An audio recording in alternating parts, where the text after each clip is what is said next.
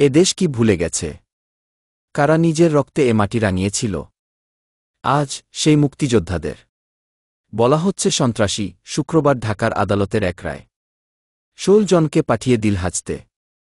তাদের মধ্যে বীর মুক্তিযোদ্ধা, বিশ্ববিদ্যালয়ের অধ্যাপক আর এক সাংবাদিক। অভিযোগ, সন্ত্রাসবিরোধী আইন ভঙ্গ। বাস্তবতা, ঢাকার এক সভায় মৌলবাদী হামলার শিকার হয়েছিলেন তারা, কিন্তু হামলাকারীরা নয়। গ্রেপ্তার হল ভুক্তভোগীরা, পুলিশের ভাষায়। তদন্ত শেষ হয়নি, নাম ঠিকানা যাচাই হয়নি। তবু তাদেরকে রাখা হল শিকলের ভেতর। মুক্তিযোদ্ধা আব্দুল লতিফ সিদ্দিকী, যিনি একদিন দেশ গড়ার শপথ নিয়েছিলেন, আজ তিনি লোহার শিকের ওপারে।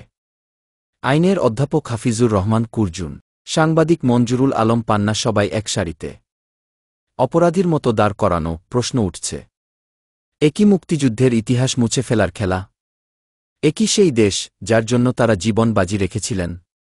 যেদিন সত্যকে কারাগারে ঢুকিয়ে দেওয়া হয়, সেদিন ন্যায়বিচারের কবর রচিত হয়। বাংলাদেশ, কোন পথে যাচ্ছি আমরা?